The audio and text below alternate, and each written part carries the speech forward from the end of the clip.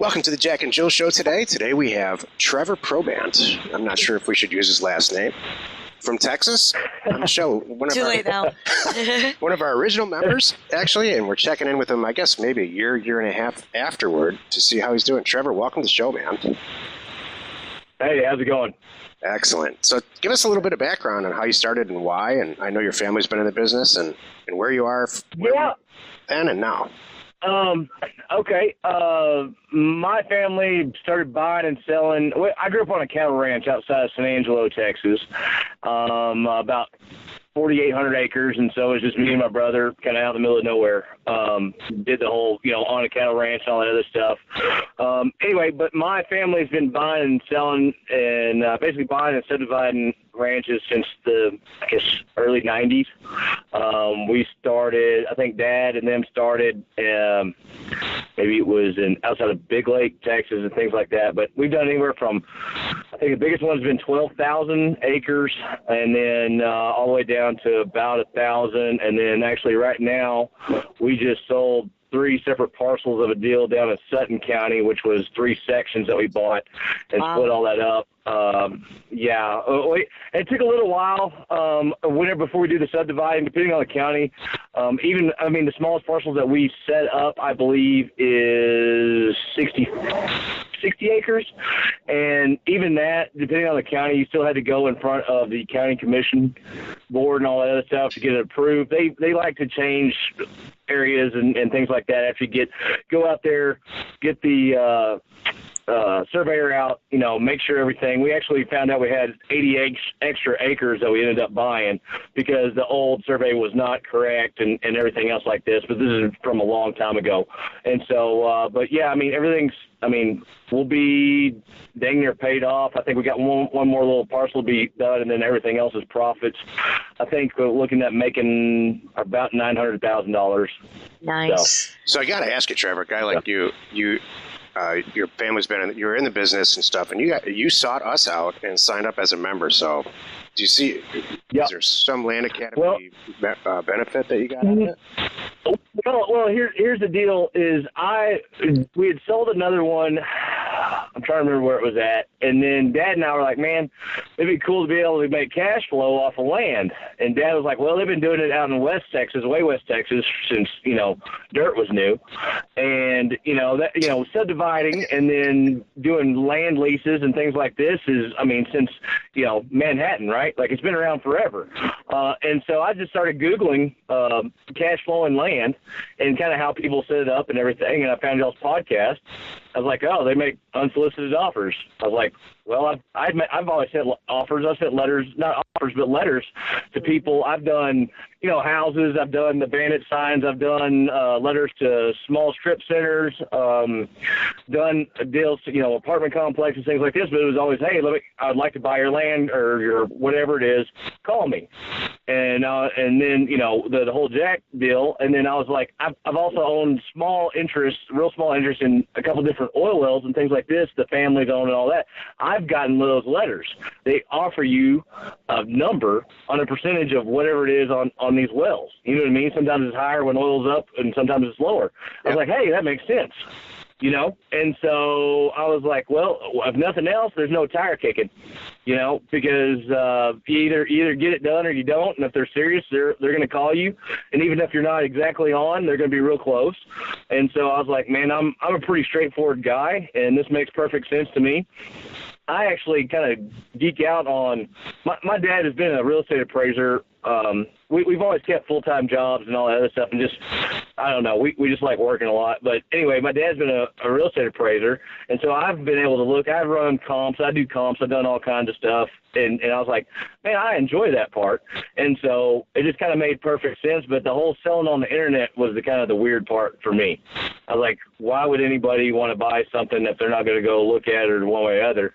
And so I started buying, cheap stuff in Navajo County, and I think I sent out like 1,600 offers on 40-acre deals in just like a random area of Navajo County, which was the cheap stuff, the expensive stuff, all this other stuff for like $5,000. And I realized that some of it on the north part of 40 was not good, but I bought a couple like in Snowflake area that, they literally flew off the shelf. Like before I even really had a website or anything, I just put it on Craigslist, and I sold them for way too cheap, actually. Whenever I found out, kind of one way or other, and they just like, my phone melted. I was like, oh, I guess there might be something to this. So anyway, but it's kind of an interesting thing to think that people would buy something almost basically, a lot of people buy it sight unseen, sell stuff in Arizona, New Mexico, these places, to these folks that are in Pennsylvania, Michigan, one way or other.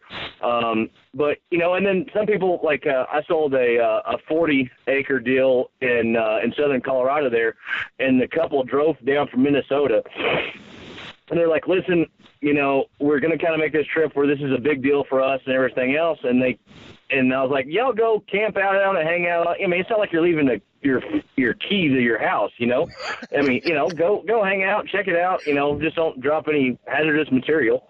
And they camped out, for 2 days, and they sent me pictures of them camping out and all the views of the Spanish Peaks and all this other stuff. And they were like, and they called me, they were so excited. And then 2 days later, they paid for it on credit cards, and now, I've gotten a couple thank you emails and all. I think I posted one of them, and they got great big plans for it, and that makes it worthwhile. I mean, it's not all, sunshine and roses. Sometimes, some of the people working on the retail side will call you, and the tire kickers and all this other stuff. You just got to realize, like, you got to be able to understand what a real buyer is, and that just takes practice. Yeah, Trevor, it doesn't seem like it's possible for you to fail at this. So I would love for you to, because there's always a handful of people in our group that they're stuck somewhere and they can't get past it. What's your advice to them? Okay, here, I was actually thinking about this. Everywhere, like, I'm driving to Arizona elk hunt right now, like, and I'm going to be a 12-hour drive, like, but all of us, I think what the big deal is kind of the same thing, what we're talking about. It's buying something that they can't see, right? I mean, like me, I'm halfway crazy. Like, I don't care. Like, I'm going to fail. It's okay. I'm going to pick it up. Like, it's okay. Like, it's fine. But, like, a lot of people aren't like that. And so I was like, we can all be kings or queens or whatever you want to call yourselves of your own little area, right? Like, everywhere you go, everywhere you drive, there are literally millions and millions of dollars worth of equity. Exactly. Okay? Like, it's so hard to convey. Exactly right. Yeah, exactly. And if people would just visualize that on the next drive that you take, even to go get pizza or go to your house or go to the office or go shopping or something like this, I want you to look. I want you to think about every piece of dirt or whatever it is, parking lot to skyrise to farmland or whatever, there's equity everywhere. And your only job is to find that equity. Really? Right? That's all it is. Like, it's a game. It's a freaking game. You know what I mean? Like, and I think another big deal is people think, like, you got to have $100,000 in the bank. You got to do all this other stuff. Like, if you will commit yourself to the skill set right now, believe me, you'll find the money. That's not a problem. Like it's not a problem. And it doesn't have to be desert dirt or one way or other or anything else like this. Like, it can be something in your backyard. Like, and you can go, okay, like what I'm doing right now, finding all these buyers for these higher end properties, all this other stuff. Like, you can obviously, RealQuest Pro with y'all makes it a million times easier. It's click, click, click, find everything, find who bought it, one way or other. However, you can also go to the title company in your neck of the woods, or you know what I'm saying, or you can go to the assessor's office, and you can find out who bought everything. They're going to give you a great big old list of stuff, right? Right. But you're going to start seeing these LLCs that are on everywhere. Go call them. Knock on their door. You know what I'm saying? Like, you got to have some guts to do this stuff. But you know what? Those people are going to love you. Yeah. Because you're going to bring them the deals. There's one of my mentors, Mike Flaherty with L5 Real Estate out in way west in California there. He's an unbelievable guy, fantastic apartment guy, and he owns, I think, like 6,000 units. And he's always talking about a blue ocean and a red ocean. And he's talking about, if you're in the blue ocean, I believe it's behind a book or something like this, and he's like, if you're a blue ocean, like, that's everybody, right? That's the stuff that you see on the MLS. That's the stuff that you see with the brokers that go on, all this other stuff. What y'all teach is basically how to be in the red ocean, or the stuff that no one else has access to. If you can do that, you can write your own check. I mean, it just depends on how how high you want to go with it. You mean what like your threshold is. You mean looking at things differently, or you mean like off-market deals? No, like you actually have. No, you're the one that controls the deal because you're the one that was there first, right? Just like you always say. Yep. Anytime you control a deal, that's the key. I mean, you know that, especially coming from the commercial real estate side. Right. Whoever's got the deal is the one with the money. I almost feel like we create the deal sometime because we're reaching out to people that haven't even got to that point yet, but they didn't know how to. Absolutely. That's the best thing. That's the key. That's how we get there first. So absolutely, that's the biggest key. Absolutely. Yeah. For a guy like you, and quite frankly, for people like us, it just makes all this makes so much sense. I think you just have to do it. You have to not be afraid. Mm-hmm. Yeah, but also, again, you came from a real estate background. I came from, you know what I'm saying? Like it's hard for people to understand that they're coming from ground zero. But if you just think about like everybody owns this dirt, everybody owns this house or one way or other, you know what I mean? And life changes all circumstances. It's the same thing with this deal in Sutton County that we're already selling and things like this. A family, guys gotten older, no one else wants it, and so time changes all circumstances. And so, but if he's got that letter, that offer, like y'all do it, you know what I'm saying, and do it that way. I mean, like I said, you're the one that's going to get the phone call. It's funny. I think the universe knows that there's money to be made in real estate, but I think some people think that it's too late or they're not going to be successful. Isn't that interesting? But yet we all know, just dive in at any moment. There's stuff still there. I look at it like fishing. Yeah. Sometimes you go fishing and you get nothing. Sometimes you just nail it, and sometimes but you never sit and question fishing. You just question what happened that one day. Yeah.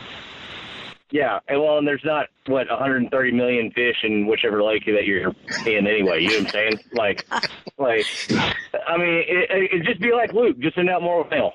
Like that's all there is to it. Like, yeah, I mean, just send out more mail and you'll be fine. And another thing is, I think a lot of people like the ambiguity of like whenever you talk about real estate, it's such a huge, broad thing. And that's what's so cool about the raw land and stuff is you can understand that, right? Like you're not looking at a prospectus. You're not going through 20 rent rolls and making sure everything's verified. You're not going through any of this stuff like that. You're usually all this cheaper land. You're working with just regular folks that own it. They're looking to get rid of it. So it's a great primer. But the cool thing about it, you can do anything you want to. Like, whether that you use this to buy houses, whether you use this to buy apartments or, whatever you want to. Like, and I think that's the cool thing about it and the tough thing about it. But that's the whole reason that there is value into all this stuff is because it's an imperfect market, right? Like if it was a perfect market, no one would be in it. It's not like you're going out there and buying oil for $25 a barrel and being able to turn it around. Like it doesn't work that way, in the stock market or anything else like that. There's no secrets. Well, now that's where the art comes from, like you're always talking about, like, and that's a beautiful thing about it. But I think that's a big problem that people don't like about it is they don't like they want to be told here. Well, that's fine and dandy. But again, that's the beautiful thing about it. Like what you need, whether you're a REIT or whether you're an individual investor, when you're buying an apartment complex is completely different. It's the same thing with dirt. What rate of return of the money do you need to have on that, right? Because that's all any of this is. It's just a vehicle. And I think that's hard for people to understand and get their minds wrapped around. Yeah. Right. Yeah, well said. You don't lack enthusiasm, Trevor. Hey, my wife, she gets so tired of me. Hey, tell us where you are right now, and what you're about to go do. I'm in Deming, New Mexico, right off the interstate, looking at the Florida mountains. But I'm heading to Arizona for a 10-day solo archery elk hunt. Wow! So you're just going to spend 10 days by yourself? I love it. I'm so jealous. I can't describe it. That's awesome. That's fantastic. Hey, man, you got an invitation anytime you want to. Oh, man. Don't even tell me that. Next time. You can go. Wouldn't be solo, Trevor. Yeah, that's all right. There might be But some yeah, I mean, is there anything else? Is there anything else I can do to help? And that's another thing is like, guys, I think a big deal too is people go on to a lot of these forums and stuff, and it's just a lot of BS, and especially what I don't like, and I'm not going to name names or any of some of these forums, but they're so negative. They're so negative, and that's what's cool about y'all. Like, you can get a hold of Luke, or you can get a hold of me, or you can get a hold of, like, any of these guys that are absolutely just killing it way more than I am. You know what I mean? And things like this. And everyone is completely personable. Everybody, you know what I mean? That's where, like, you actually have, like, 200 mentors or 50 or whatever it is. Like, you know how hard that is to find? Exactly. That's like that. I think that's the biggest deal with anything that y'all do. And to be honest with you, like, I'm not on there as much, and I don't necessarily listen to I don't go to all the calls all the time because I'm really focusing in on stuff. And I have a bad problem with being, the shiny object syndrome. And so, like, because y'all talk about this, you're talking about that. And I'm like, well, yeah, I'll just send out 2,000 more offers at this or what. You know what I mean? Like, yep. you gotta walk before you run. Right. Mm-hmm. Well, I know you want to get back on the road, man, and I really appreciate your advice. And will you please take some pictures? I don't know how much advice it was. That was Unless awesome. you're doing stuff illegal. Yeah. Take some pictures. And No. Land investors. Yeah.